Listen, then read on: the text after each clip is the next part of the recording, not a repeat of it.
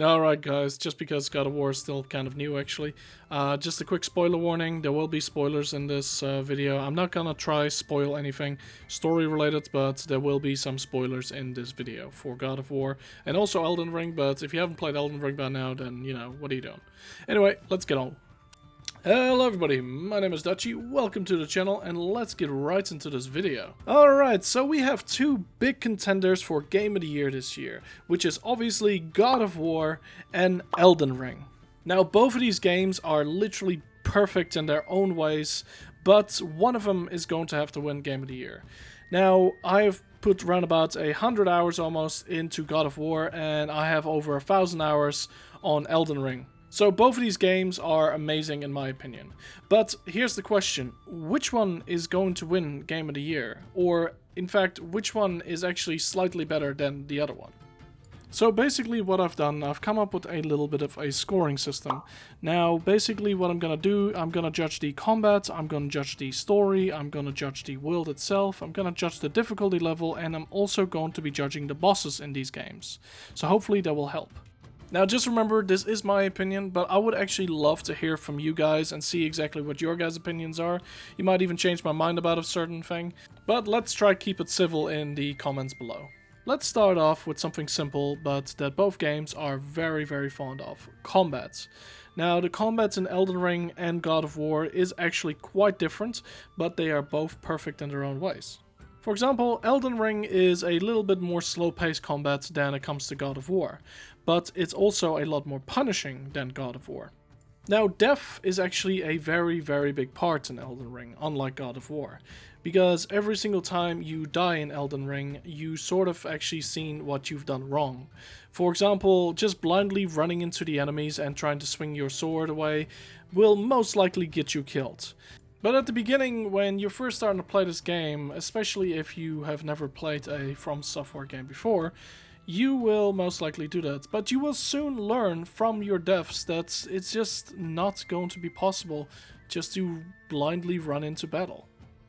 Every single time you see some enemies in the distance, you want to think to yourself, how do I approach this? But if you do die, you can basically come right back with the experience of knowing how to deal with that enemy a bit better now. However, if you're playing God of War, most of the time you can just run in there with your axe and just destroy everyone. Well, probably not everyone. You probably need to make some little combo moves. For example, with these flying orb things, you need to get like Atreus to actually shoot them, and once they're shot, then they go down, and then you can actually hit them.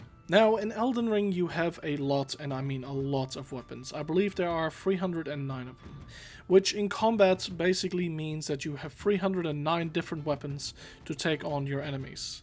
And all of these weapons, well, most of these weapons anyway, you can actually use pretty damn decently, and you can destroy the enemies with them, especially if you level them up. You can even play the game with just shields, and you can actually beat the game with literally just having a shield. The best thing about Elden Ring's combat in general is that you can approach one situation in a million ways. It's actually ridiculous. I haven't even mentioned how many spells there are in the game, or incantations. There's like 100 of them at least. And that basically allows you to approach all these situations in whatever way you want. And also, not to mention, there's also the Ashes of War, which are basically the equivalents of runic attacks in God of War. Except, again, there is just so many more of them. It's actually ridiculous. And most of those Ashes of War are viable to use. It's not like they're completely useless. I mean, I fully understand why God of War went with the path they did with the free weapons that they have. I mean, you also can, use some different style of combos, and you can use different runic attacks and all that kind of stuff in God of War. But in the end, you still only really have your free weapons, and that's nice, but the variety really isn't there. I do have to say, the combat is a lot more cinematic in God of War, but in the end, I personally have to give this point to Elden Ring. Just because Elden Ring has a bigger variety of combat, and combat itself just also feels a lot more rewarding when you can actually take down an enemy. However, in God of War, you can sort of just swing away at it and you can kill most enemies. Alright, let's talk about the game's stories. Now, the story of Elden Ring is a quest of a lowly tarnished having to rise up to become Elden Lord. Now, Elden Ring's story is usually told in just tiny little snippets. You never go away into a cutscene and see someone else's story quickly. You are following your story and your story alone. By the time you actually come into the world of Elden Ring, a lot of things have already happened without you. Basically, you're actually there when most of their stories are coming to an end.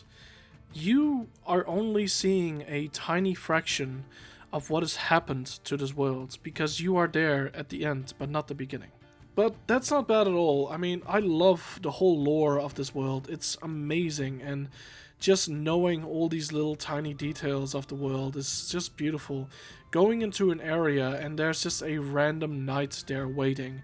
That knight will have an entire backstory about why the hell he's over there and why he's guarding this one entrance. Which most games would not consider thinking about any of that at all. But in Elden Ring, it feels like almost every enemy is deliberately in a certain place doing something because of something they've done in their past. However, God of War's story is holy shite. It's good. It's good. It is amazing. I played for the whole thing and it was tugging at my heartstrings and things were happening left and right. The plot twist, I'm not gonna spoil anything, but it was on point. And the lore of the world as well. You know the lore of the world because if you would have played the previous games, you were there. You experienced it from Kratos' start to Kratos' what happens in this game, which I will not spoil. But yeah, it's absolutely just amazing and beautiful. So just being able to experience Kratos' life fully is just, yeah, it's amazing. Sorry, I can't really go into any of the, spoiler territory, basically. But this game is amazing, when it comes to story. Certain enemies that you fight, like bosses, those fights really mean something. Because, you can see Kratos is struggling with certain things. And then, it's it's nice, it's beautiful. If you haven't played this game yet, please pick it up and play it. And if you haven't played the 2018 version, pick that up beforehand and then play that and then play the new God of War. You don't actually have to have played the original ones. But yeah, maybe learn a little bit of lore about that just to get a bit more backstory of it. But it adds to this story really well. And it also is a really good story just to stand alone by itself. So I'm just gonna come out there and say God of War wins the story round and the lore round. I mean, yeah, Elden Ring's got amazing lore and the world itself is just, filled with mystery and story, but God of War just wins 100% in my opinion. Alright, let's talk about the worlds of God of War and Elden Ring. God of War will be first. Now, while you're exploring the world of God of War, everything is quite beautiful and set in place. You can't really go off the beaten path, so it's kind of more like a Disneyland ride than it is exploring nature. But it's still quite beautiful. I mean, everything in this world is designed to a T to make you feel like you're actually on a massive adventure. I mean, from the frozen landscape of Midgard to something like Vanaheim, which is basically covered with lush plant life, and it's just absolutely beautiful. Or even if you go to Muspelheim and you are doing those challenges, around you is just this beautiful landscape of lava and rock, but there's still animal life there. This world feels so alive with everything they do. The nature's always there, and it's just always just absolutely gorgeous, this entire game. But even when you're fast traveling, you actually see the world tree and you actually travel on its branches to go to different locations. It's absolutely stunning, and no doubt the whole entire time you're playing this game, you feel like you're on a massive adventure. But then when it comes to Elden Ring, you actually have this entire beautiful open world that you can 100% explore. You want to go anywhere and you can. And these environments, they are so magnificently beautiful and so just out the gates, and how they would have designed and come up with a lot of this stuff is just beyond me. I mean, God of War is like a beautiful constructed Disney ride, while Elden Ring feels more like you're actually out in nature and fully like just exploring everything you can. Now, both of these worlds are actually designed kind of similar because both of them draw inspiration from Norse mythology. The biggest difference is that Elden Ring actually has more freedom to design what they want because it's only inspired by it, while God of War is actually taking on the entirety of Norse mythology itself. Elden Ring also has just a lot more variety of places you can go to. I mean, for example, just one place is this beautiful castle in the sky that's held up by a storm and there's dragons flying all around it. It's just absolutely magnificent when you first wake up into this location and you just look around you and holy crap, am I actually here? It's beautiful. This one took a lot of thinking, but I really do reckon that in the end, the world itself, I think Elden Ring just wins. I mean, just because it has a bit more variety, but everything in God of War still looks absolutely perfect, but so does everything in Elden Ring. But Elden Ring just has more variety. Now let's talk about something that most people probably don't really think about when they are trying to judge a game. Difficulty. Now, difficulty in most games is actually easy, to be honest. Most games I've been playing over the last few years have always been easy, but God of War on the proper difficulty settings, and obviously Elden Ring, are actually quite hard games. Now, I have played God of War on 3 difficulties. One was just the normal mode, I actually forgot what it was called. The other one is called No Mercy, which I also played on, and then I have started a new game, which is Give Me the God of War, basically. Now, my first playthrough was just straight up on normal, and the difficulty really wasn't, that bad. I could breeze through most of the enemies. I died a few times here and there, but nothing really too major. When I chucked it up to No Mercy, it was basically sort of the same thing. I mean, literally, I already had a really amazing gear set, and I was demolishing people very, very easily. But when I chucked it up to Give Me the God of War, you start off with nothing again, and playing the game with Give Me the God of War was actually really, really hard. I mean, I even died to one of the first bosses in the game, which is this giant bear. And I was so surprised at that because I've already clocked the game. I've beaten the Valk Queen and everything like that. And I was thinking like, oh, it's gonna be hard, but it's not gonna be that hard. But I was so wrong. It's a really good way to play the game. Now, one thing I did also really, really enjoy is that I do most of the side missions as soon as they pop up. But in God of War, there's only so much you can do for you to actually level up in certain areas. You can't fully power level, you can't become, just invincible just because you're literally just grinding the start area for a while. But in Elden Ring, you actually can do that. Elden Ring is actually known for its difficulty. There are certain bosses out there that will basically destroy you all the time. But if you have a certain build, you can turn that boss that was extremely hard to kill into a boss that is basically nothing. It's absolutely crazy. Now, I know with God of War, obviously, you have the difficulty slider, but when you actually chuck it on Give Me the God of War, you cannot turn it down to an easier difficulty. So, in my opinion, I actually think God of War wins the difficulty battle. I know that sounds really strange against a From Software game, but I think God of War on the God of War difficulty is actually harder than Elden Ring. Because Elden Ring, I can easily clock within a few hours if I really want to. But God of War? No, I'll take a few days to do that. Alright, now this is going to be the final round. Now, I'm not going to tie break this game because it's just stupid when people always do that. I want to try really come up with the one game that is slightly superior.